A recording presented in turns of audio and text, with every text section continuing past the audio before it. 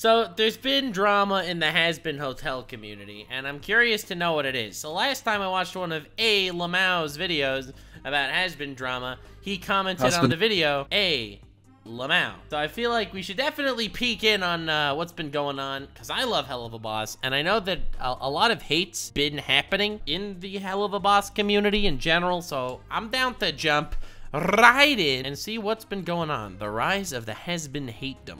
Boss or Hazbin Hotel for a while, you're probably aware of the Hazbin hatedom. Viv has always had a hatedom ever since she made Zoophobia way back in 2012. However, with the recent release of Helluva Boss Season 2 Episode 4, the hate for the shows and fanbase has risen to what I'd consider an all-time high, which was only ever seen back when the Hazbin Hotel pilot came out in 2019.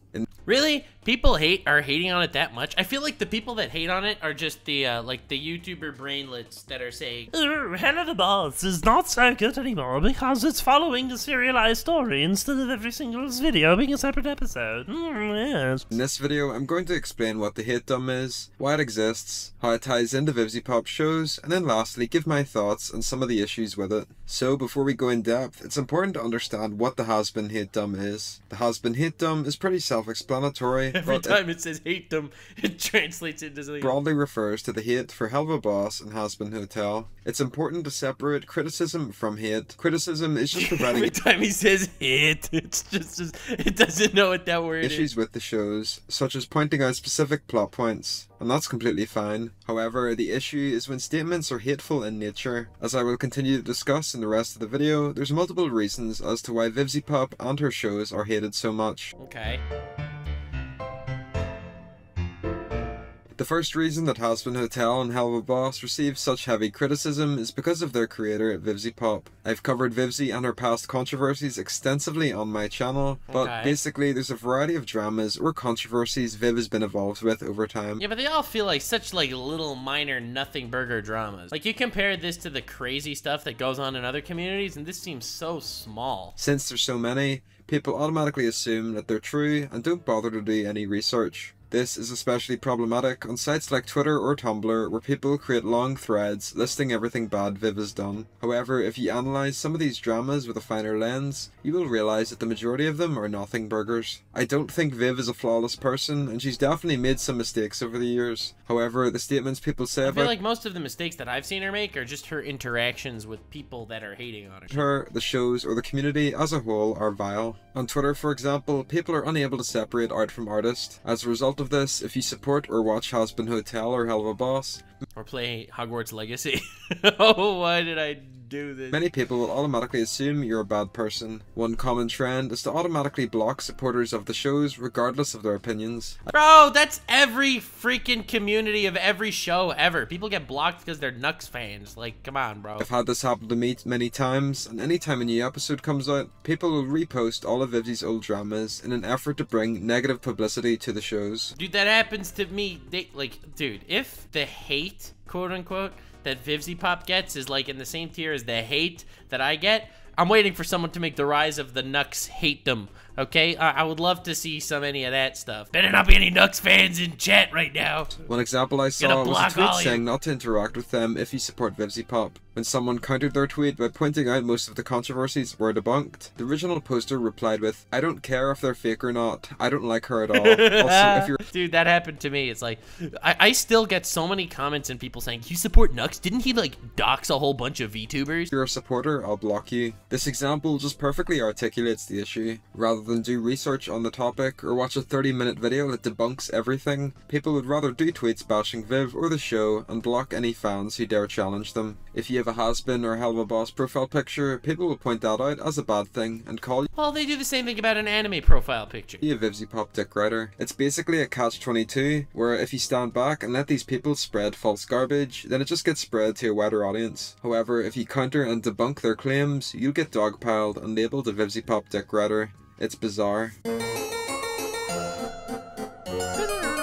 The term Hazbin hatedom is obviously coined after Vtubepop's largest show, Hazbin Hotel. Any long-time viewers will be well aware of how things were when the Her biggest show has been Hotel, that has 1 episode. Pilot came out. But if you aren't, I'll give you a rundown. When the Hazbin pilot came out in November 2019, it opened the door to the Helluverse and introduced an entirely new audience to Vtubepop and her content. Hazbin Hotel had been worked on for many years prior to its release, and fans were excited. So when it finally came out, there was a huge wave of excitement and hype surrounding the project. Unfortunately, when anything gets traction, there will always be a number of individuals that will push back against it. The pilot wasn't perfect and did have some flaws. However, discourse surrounding it quickly turned sour, especially on sites like Twitter. For every fair criticism posted, there would be 3 or 4 nonsense ones. So I feel like a lot of people were hating on it because it takes place in hell, right? So they keep trying to, you know, be bad people. Like, these are bad people. They're in hell! That's literally the concept. Ranging from calling the show homophobic for certain jokes, anti-Semitic because of specific character designs, or just labeling the entire thing as problematic. At the same time, Vivzi's old past was dug up again, with users posting long threads detailing everything she had done. This was the real start of the hatedom, because Hazbin Hotel went from being praised as a successful, trend-setting adult animated pilot to becoming a punching bag on sites like Twitter. This reputation, which is just, you know, the same as everything. If I would start a project that got as big as Helluva Boss, I would have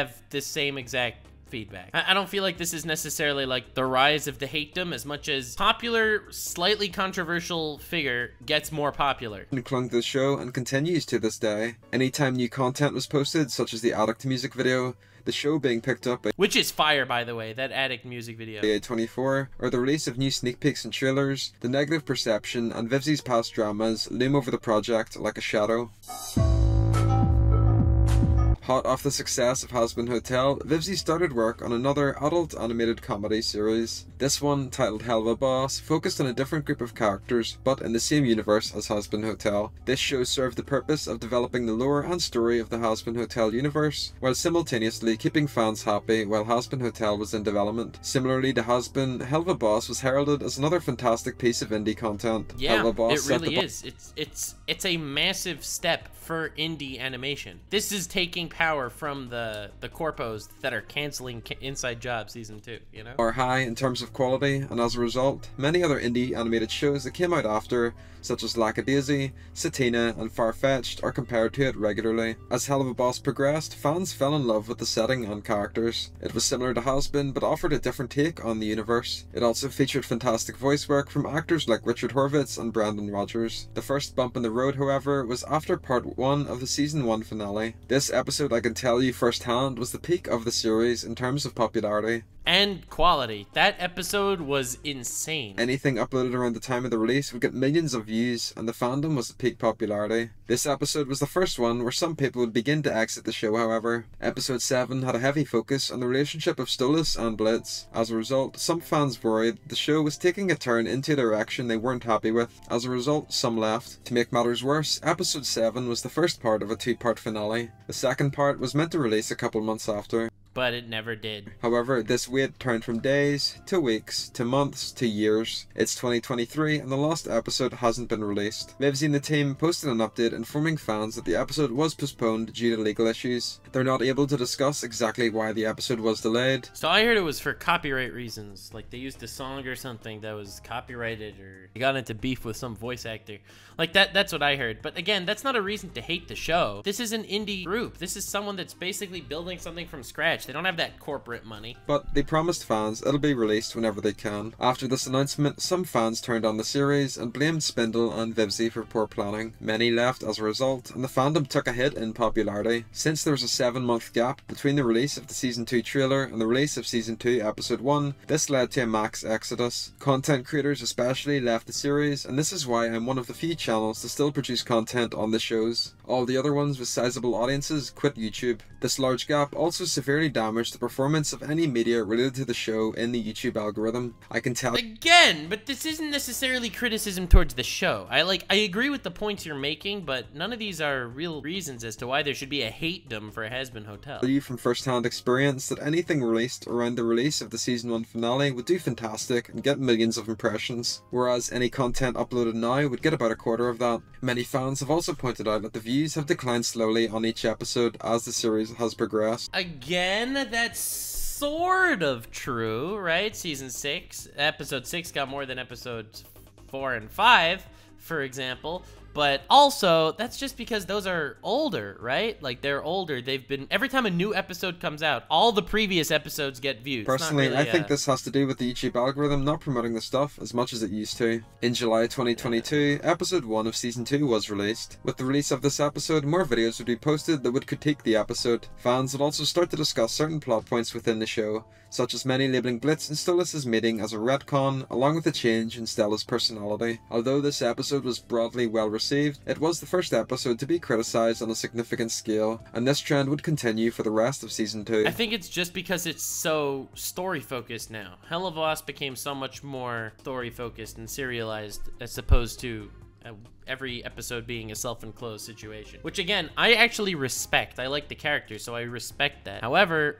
people do not. Season 2 episode 2 would come out, and this episode would once again contain several issues. These out in my review of the episode, but the main ones consisted of tonal inconsistencies, confusing plot points, and specific characters getting sidelined. I thought overall the episode was good, but it was a missed opportunity. Season 2 episode 3 would continue this trend. See, I disagree. I think season 2 episode 3 was fire. I think that was one of the top 3 episodes. I think that episode was amazing. I personally enjoyed this episode more than the last. However, the same myriad of issues would reappear. Confusing tone shifts, character criticisms, and the introduction of yet another villain would lead many to criticize this episode. This leads us to the release of the most recent episode, Season 2, Episode 4, Western Energy. I liked this episode, and I thought it made some steps in the right direction. However, once again, it was heavily criticised. Western Energy inherited some of the issues Hazbin Hotel had when it came out, where it was torn to pieces on sites like Twitter. Just like what happened with Hazbin, any discourse surrounding the episode was tainted by people bringing up Vivzi's past dramas and controversies. This led to a toxic atmosphere where fans were clearly fed up with the constant hate on the show. However, similarly, any genuine, thoughtful criticism of the episode was overshadowed by the mob of people bashing Vivzipop,